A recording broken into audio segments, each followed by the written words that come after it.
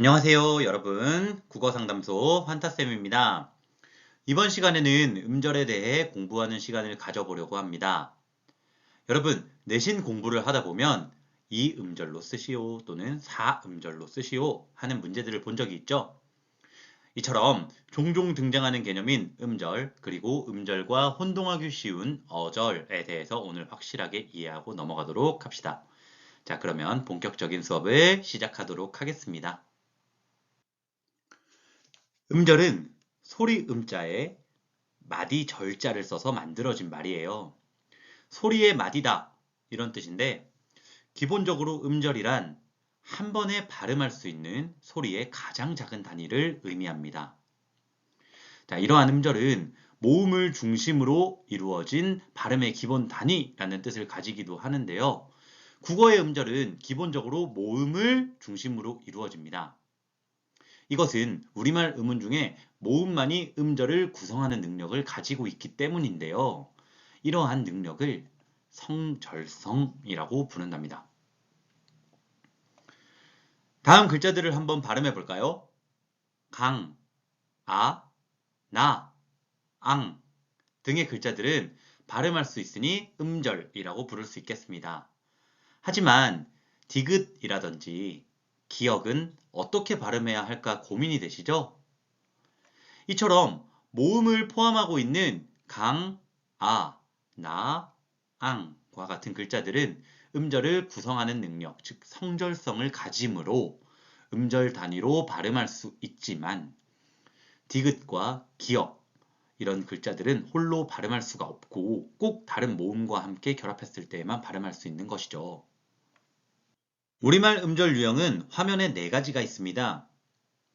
모음으로만 이루어진 음절, 자음과 모음으로 이루어진 음절, 모음과 자음으로 이루어진 음절, 자음과 모음, 그리고 자음으로 이루어진 음절. 이렇게 4가지 유형의 음절이 있다는 것이죠.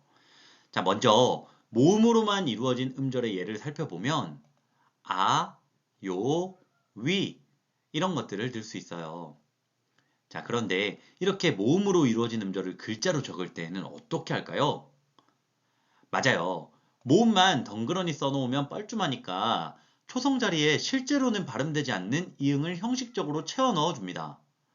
자, 여기서 여러분이 주의할 것은 초성 자리의 이응은 형식적인 글자이므로 실제 음가를 가지지 않는다. 즉, 초성 자리에 쓰인 이응은 음소가 아니다. 이것을 잘 기억해 두셔야 합니다.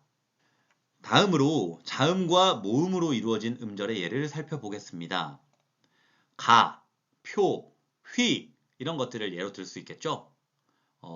기역과 아, 피읍과 요, 히읗과 위 이렇게 자음과 모음이 결합하여 만들어지는 음절을 말하는 것입니다. 자, 빠르게 넘어가 보시죠. 모음과 자음이 결합한 예도 있을 수 있겠죠. 악, 욕, 웬 등 모음 아래에 종성 자음이 쓰인 경우가 여기에 해당하는데 이때 초성 자리에 쓰인 이응은 아까 말씀드린 것처럼 형식적인 글자이니 이 경우를 자음, 모음, 자음의 예로 분류하시면 안 됩니다. 자, 마지막으로 자음과 모음 그리고 자음으로 구성된 4번째 유형의 음절인데요. 갑, 벽, 펜처럼 초성, 중성, 종성이 모두 사용된 음절이 여기에 해당되는 거예요. 자, 이처럼 우리말의 음절 유형은 총 4가지가 있어요. 뭐뭐가 있었죠? 자, 그렇죠. 첫 번째로 모음만으로 구성된 음절, 그리고 자음과 모음으로 이루어진 음절, 자, 그리고 모음과 자음으로 구성된 음절, 자, 마지막으로 자음과 모음, 그리고 자음으로 구성된 음절. 자, 어렵지 않죠? 잘 기억해 두시기 바랍니다. 자, 마지막으로 화면의 문장을 통해 음절의 개념을 좀 더 확실하게 이해해 보도록 합시다. 선생님이 정말 좋아하는 안도현 시인의 너에게 묻는다 라는 시에서 인용한 문장인데요.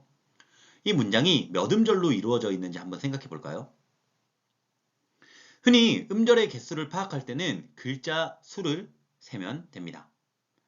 자, 연, 탄, 재, 함부로, 발로, 차지 마라. 자, 이처럼 총 12글자이기 때문에 음절의 개수는 12개가 되는 것입니다.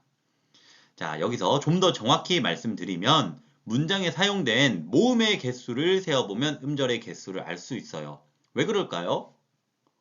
그렇죠. 모음은 음절을 구성하는 능력, 즉 성절성을 가지고 있다고 공부했죠. 그러므로 모음이 있으면 곧 음절이 이루어지는 것이다. 이렇게 생각할 수 있기 때문이에요. 자, 여기서 한 발짝 더 나아가 봅시다. 그렇다면 이 문장은 몇 어절로 이루어져 있을까요? 맞아요. 총 5어절로 이루어진 문장인데요.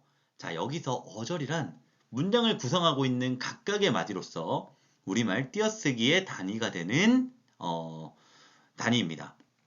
띄어쓰기를 기준으로 보면 연탄재 함부로 발로 차지 마라. 이 문장은 연탄재 함부로 발로 차지 마라. 자, 이렇게 총 5개의 덩어리로 구성되어 있음을 알 수 있어요.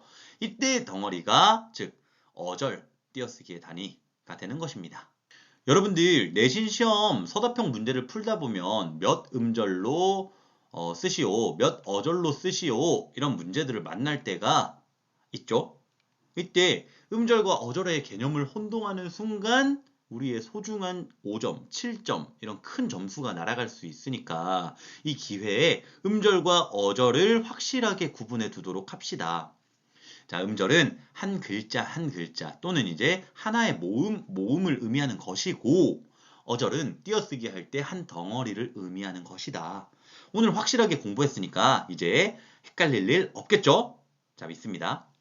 자, 여러분 오늘은 선생님과 함께 음절의 개념 그리고 우리말 음절의 4가지 유형, 어절 등에 대해서 공부해 보았어요. 자, 어려운 내용 전혀 아니었고 거의 뭐 보너스 수업 같은 수준이었는데 평소에 자주 접하는 개념들이니까 잘 기억해 두시면 좋을 것 같고요.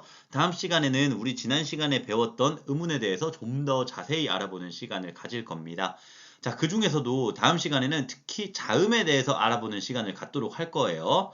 에이, 자음을 모르는 사람이 어디 있어? 하고 생각하실 수도 있겠지만 고등 국어 문법은 사실 그렇게 쉽지만은 않다는 거. 자, 어쨌든 다음 시간에 선생님이 차근차근 설명해 드릴 테니까 걱정 마시고요. 오늘 배운 내용 꼭 복습하시고 다음 시간에 만났으면 좋겠습니다. 자, 그러면 오늘도 수고 많으셨고요. 지금까지 국어상담소의 환타쌤이었습니다. 안녕.